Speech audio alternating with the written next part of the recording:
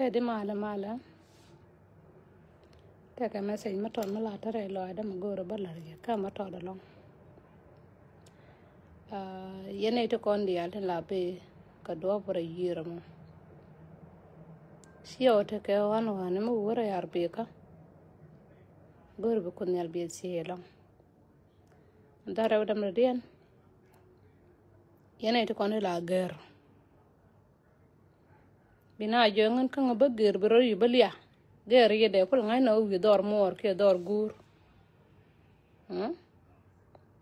ko ma shi gien ne ngwa ya gien ra yir shi gien ne wen me be wono ko tor ka je bai tur anta shi gwa ben bai yan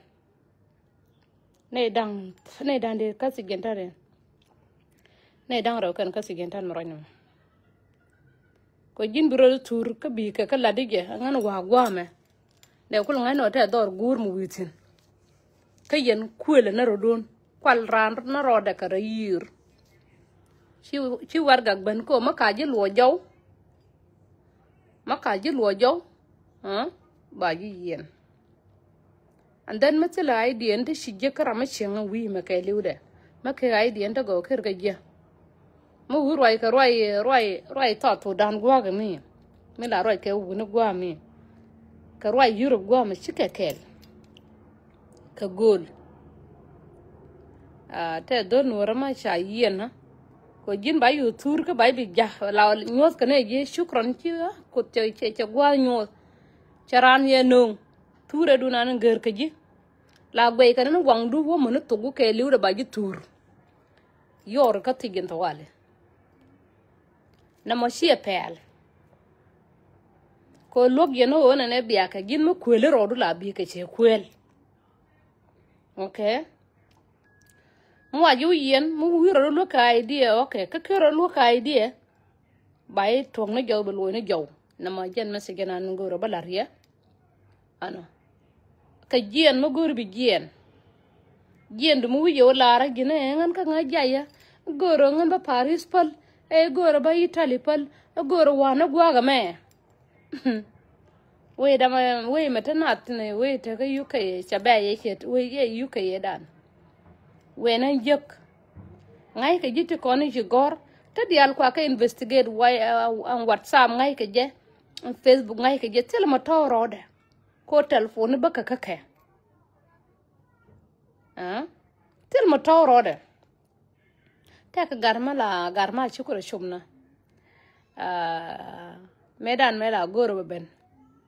la jone jinne ne dan shi laro an gar ko mi goro be jena ko le jena we kwimi we gwa mata nyarwa sina ko la riyo ba yiti da gwa jin tiro do kare telefona biro tit ka ta rwa ke jik kana so la rwa je ke je barwa ke je na ka shodni okay so kiye ano wo matur rodu da mor ma yaro da tur jone e chose kiye ande mor ro tur bi nyone e post bi jalaka we katigen ngar molen we katigen ti bi lom ka luirar ko we me che la ro she shi ne ideal chi ka tian ka chi ka ngwan ka na ta shar te ka rizone te lat ka ne ka nyekien ba wo ka wunti char makel wo ka wunti char nyekien andara odam dien chicken ngwan diogen chi we tish ti kien daka ngwan wuni lokalada ken yang rama poine ma pole ba ayane ba ka gorong na lat so lo lada gor bi lat ka laden do dien nan cha gar kon wenan je ka kon okay ko ba nyekien ba ka gor lo ar lo ro simo kwen ba wenan je kan top ma cha kili konin be ka kon akana we dien gor ko je na ba kap akon ana biran we eta dol gor ba yodi al ba ka yorpen siane te kon dong de ben sia dopken sia ka gak and then chola na nen ba te ka ne te gor ko bi ben ba bur she ben yer ma lele ke cha luông me ke babur ran yanen chaka lela na yar mamoye na kai tin ko ye ne ti kon cha thor ma kan ke shi ke kan andan te kana ti ben kar biye ne to ni kan ben kar biye arbiye ya ga ni yetin gip cha gang ne sin che ne to gen ne to ni che yikin dial chaka kap kan dial te ka tangwan ta tuo re jale an chan bo wala ngaje no min ku ne ye ko role mata ko tin sha na lo we na ne no na e Italy e Paris e German e Switzerland e gosto kon ngo te to gole gwa ma shi garben ma yi wud benan gwa ga me biye je let kon le de ka let bay be min kin ma ka minan cha bongo nan bi gad tini baba nyo nanga kana adir le nan no ka tabinan kana ne annon ka je annon yen ne tishar anna ma cha gora kana tini cha gujje to toni ka kandi kono chala dia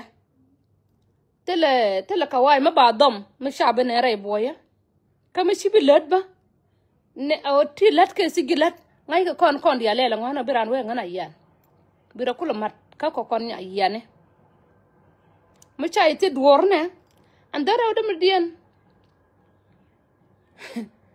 te karama shi we do gora ba gien ka yodial kwala la ne ye ko ngana ka yela an la ne ngala kweza lakin bay balar ma dit jira ma goro bi gieno gino goro bi gien ka yoto ngwan te ka tinon ka ne ko no gwe kana mo ayo je ka ke man to ne ba kana ka yan ka ke ka bay jo je ka woni an to ne so kan ka ke an ka ne tin pel tin ta tanna kel ka kete kana ita very intelligent ta til ramade mai par ka ke mo wayo jetti ko yo akay lat ke wayo jego che gin gon gan jelle ka yotu siya ka shiang jamon jor ka je ka yotu ngwan ka ci yo yurpin ba yo ko gakta ka gar kel masiya ka ngwama jor ka je yo ku ma ka mies ka je che yo ya ka taw ka bangando dien am bangando dien chawo nyo gori aw jekte yoto 250,000 cha bang cha kaf anta den gar ma do no ba yong gor ko no jen ba woy an shieng nan te sin ba woy sin ka ba yo nan ba kamrar ko cha gui ko jen mede kuma mata ga dunu mala gori bilel gwana or belela go boye palne kaini ko na la lat kana tongme so neme ajen kwa nan min kweni yene to kono yene bia giro kot la ji ko be nan ka do ban ci ko da ja ko se limni jige o wuci ba role mu di to lakin ndoro me chalar ko tilara ma ba moy ke warga ga ken ci lodiyen te to mar wahet ka yirte ka to kiyen ta ba kun gatin wano so ngan cha bi gono ya ba iskar cha gwini ota ne te shi ben ken yam ta ka garma shi birwai she we ne tini latka ka je ka yo ka taw ka kare dweli ka tene ti kon di alen che tin cha bala den ka ne ti char ko ram char la da dor ka barado bina harada ta toni shaka yala ka ko we ne je ga long chiang baye kwe lao kwe deal ke yen tut kon ko waranu je birana gui ka do menan be bariale je ka na mo je ne balar yene kon la nawo kon ko ba ye sur ma ay sur wayo je kan yal ke liuda ba sur du ba nyone nang changa bi mo ay interview mu yo gag angana kar ye na ne be na kare yere ka je der ba yi yen gar malen ba yi yen malda bay kuin ka tigen ngono lara ngun ka ngachala ger ke ture da ne shilel ko mi chiro du ay tur ka telefon ke ay tur madu ke ay tur jor tire ma ka ji ne ntadi ba joy ka gor ka ji bay nyo gor ma ka ji ngayen tadi bay nyo mo investigate yan ka ji cha lara no ger dial ba ka yen an mi lara gen ta ka nyumar ma ci koy roy ka la video ka jen la da interview do gartin cha yen cha ka yen ya ka nen ka wangde ka shakalin cha jo nya mar mu wi lo da wote da ba ben ba ba lar ka na mat cha jo manengan ba lu ko nga ken mo wa la da dong cha roy da belin so nyumar me la re interview ne kel ka ke ne dang raw cha ka yen ko cha jo jin ger bi ka jen do ba libya mo ka um bina no ka tugu je dio bina no char wa lo a genere lo ga tan mo nyama e miskin ma man ma chuch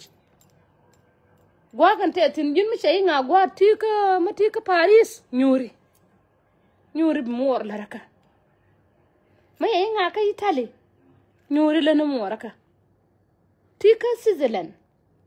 nyuri bi sey mor bi kalat ka dor garkel chara fara gien cha ben gwa ma sha bi sey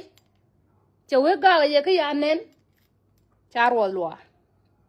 chai bi kamrar gur trambi kamrar kane dial mar ka ji amana mane ko an kwai la lariye ne ti kona la tan kunti no hanga kana tan kunti lo hanga ko nga la da dor mo bu kan ka enemy da ka la da dor mo bu kan ka garwesh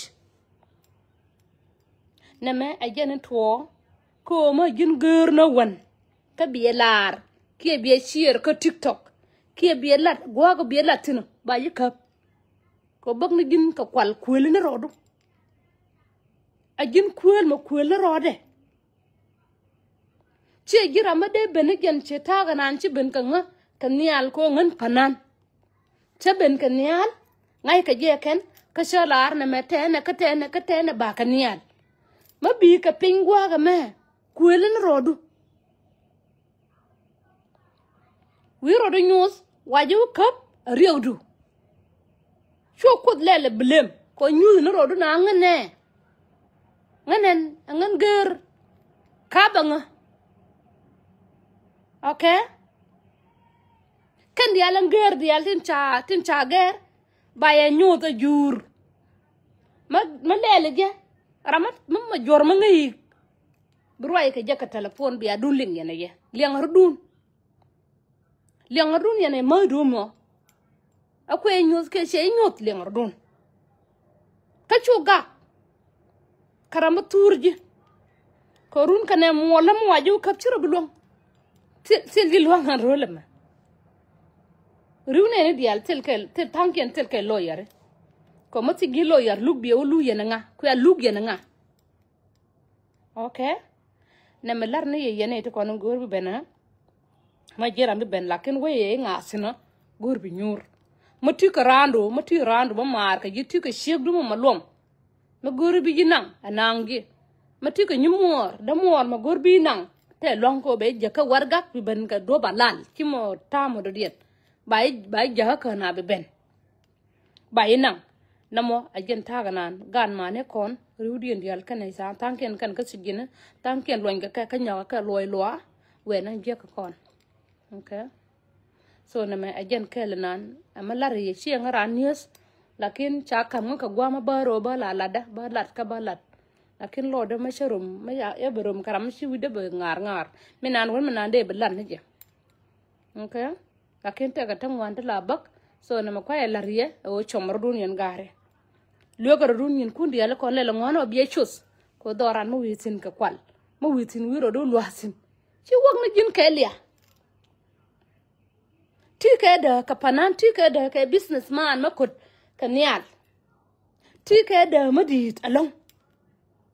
sha kallo na kallo panyan banin be kaye ne dia rama ya ben karayir sha na lo chika lok marwai